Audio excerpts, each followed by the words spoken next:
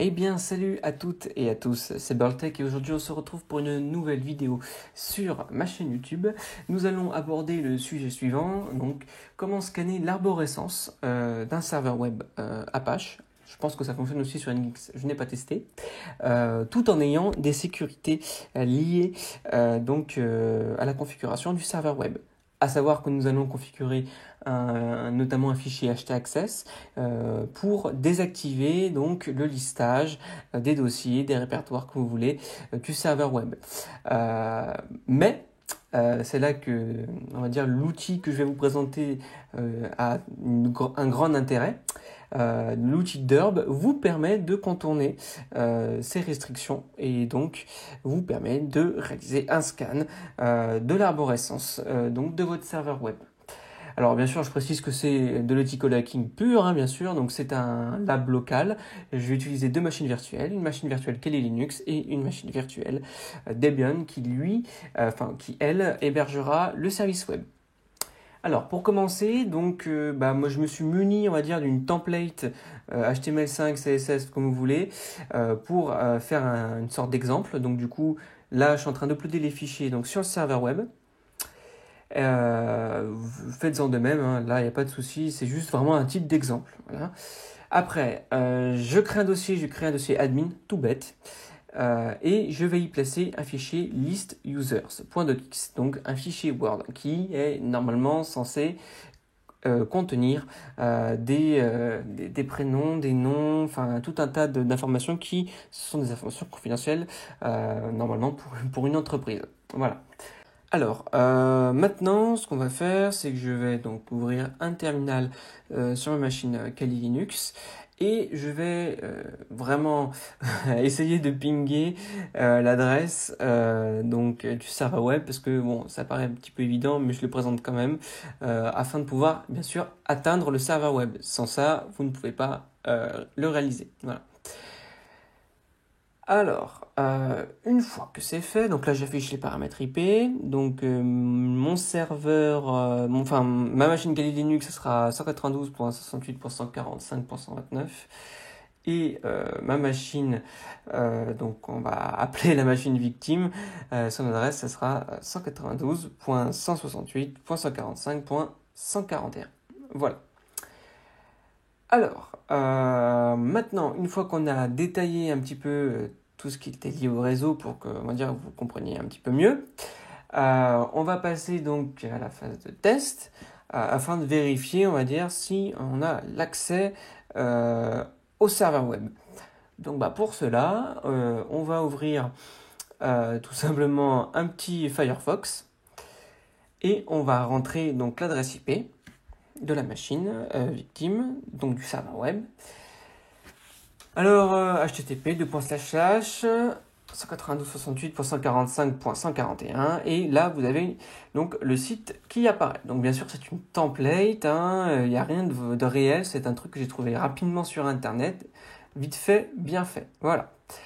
Pour l'instant, on peut lister donc les répertoires, mais on va faire changer ça tout de suite en créant un fichier htaccess, comme je vous l'avais dit en intro. Alors, vous faites créer un nouveau fichier sur FileZilla ou sur WinSCP, n'importe. Vous n'oubliez pas le point devant htaccess, vous l'éditez, et vous allez le remplir avec l'instance suivante. Voilà. Une petite précision, n'oubliez pas de préciser dans la configuration d'Apache que vous autorisez les fichiers htaccess, donc ce sera dans une directive comme allow override all, quelque chose comme ça. Voilà. Donc là, j'ai mis la directive, j'ai enregistré, et là j'actualise la page, et on voit bien que forbidden, je n'ai pas le droit de lister le site /page. Voilà. Donc ça, c'est pas possible. Mais ça va pas nous empêcher derrière de pouvoir, tout simplement exécuter d'herbe. Voilà. Donc là, juste avant, j'ai fait un petit ping. Bon, je sais pas pourquoi j'ai fait ça. C'était une évidence que j'atteignais la machine, mais bon, voilà. On commence. On va utiliser l'outil Derb. Donc, si vous voulez voir toutes les options, vous tapez Derb -help ou juste Derb. Et là, juste en bas, vous avez quelques exemples d'utilisation donc de la commande. Si vous êtes un petit peu allergique aux lignes de commande, ce qui est quand même une allergie un petit peu grave, selon moi, en informatique, vous pouvez aussi utiliser l'interface graphique, c'est Derbbuster. Voilà. Alors, donc la première commande qu'on va entrer, c'est derb, l'adresse IP donc en HTTP, -o, output.txt, ça va nous permettre de sauvegarder les résultats de la commande dans un fichier texte. Et là, vous voyez bien que on trouve le dossier admin, le dossier CSS, le dossier documentation, etc., etc. Mais le dossier qui va nous intéresser le plus, bien sûr, c'est le dossier admin. C'est là où est, on va dire, stocké ce fameux fichier en .docx qu'on veut récupérer. Donc, bien sûr, là vous constatez qu'on ne peut toujours pas lister les pages. Donc c'est pour ça que vraiment Derb est intéressant. C'est-à-dire que vraiment il permet d'outrepassser cette sécurité. Et ça vraiment c'est top. Alors, là donc le scan va me prendre un petit peu de temps puisqu'il va faire tous les répertoires, tout ça. Donc j'arrête le scan. On n'a pas besoin d'aller jusqu'au bout. Nous, ce qui nous intéresse, c'est vraiment les premiers dossiers. Donc le dossier admin. Voilà, généralement c'est les premiers dossiers qui vont nous permettre d'avoir une sorte de vue sur ce que pourrait éventuellement contenir un répertoire. Voilà. Deuxième commande que je vais lancer, c'est derb, donc http lip /admin -x.docx, donc le type du fichier, -o output.txt, donc ça va nous permettre, enfin v2.txt, et ça nous permet de, vraiment, comme j'ai dit tout à l'heure, de sauvegarder la sortie de la commande dans un fichier texte. Et -z10, c'est afin que on bombarde pas, je vais y arriver, trop de requêtes le serveur web pour pas qu'il y ait, on va dire, d'éventuelles erreurs. Donc moi j'ai mis -z10, vous pouvez ne pas mettre cette option, il n'y a pas de souci. Voilà. Donc j'ai lancé la commande. Donc là, il fait une attaque brute force et hop, il trouve le fichier listuser.docx. Alors il ne le trouve pas par hasard parce que listuser, donc list, ce mot, on va dire cette suite de mots est présente dans un dossier de Derb. C'est une évidence, hein, sinon on ne pourrait pas, il va pas l'inventer comme ça. Voilà. Donc maintenant on va essayer de récupérer le fichier pour voir s'il existe vraiment, donc /admin /listuser.docx. On entre et là, bingo, on trouve le fichier tout simplement. Donc on va l'ouvrir rapidement avec Word.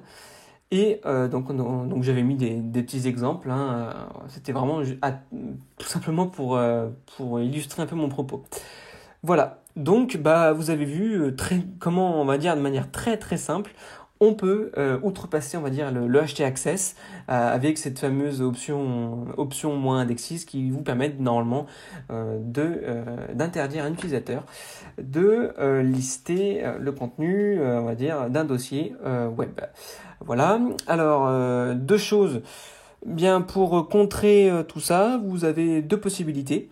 Soit vous mettez en place ce qu'on appelle un couple htaccess htpasswd qui vous permet, on va dire, de demander une authentification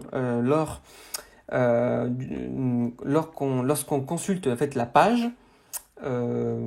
Soit vous avez aussi la protection qu'on appelle hotlink, qui vous permet en fait de désactiver l'accès direct à certains types de fichiers. Donc par exemple, dans notre exemple, ça serait désactiver l'accès au fichier .docx ou l'accès au fichier .pdf. Tout ce genre de fichiers, normalement, on n'a pas réellement besoin d'y accéder directement via le web. Normalement, c'est un peu... Enfin, je veux dire, ça se fait pas. Et puis, c'est pas vraiment sécuritaire parce que voilà, si là, ici, il y a des scans à la Derb, voilà ce qui peut arriver. C'est-à-dire que bon, alors là, list users, c'est moi qui l'ai créé, je savais que c'était dans la liste de mots. Mais voilà, généralement, cette liste de mots, elle contient quand même des milliers de références. Et généralement, on a souvent tendance à appeler nos fichiers un peu en anglais et avoir les mêmes appellations.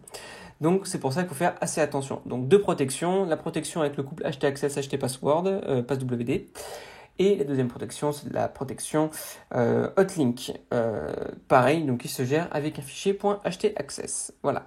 Si vous voulez creuser le sujet, je vous inviterai à le faire. Il y a pas mal de tutoriels sur internet qui vous expliquent vraiment très simplement, très facilement comment on peut mettre en œuvre ce genre de parade. Voilà. C'est tout pour cette vidéo. J'espère que vous avez apprécié cette démonstration. Et puis, je vous dis à bientôt pour une prochaine vidéo. Vous avez l'article dans la description qui vous permettra, si vous n'avez pas exactement tout compris, mes explications, d'avoir un peu d'explications supplémentaires et vous aurez aussi les commandes.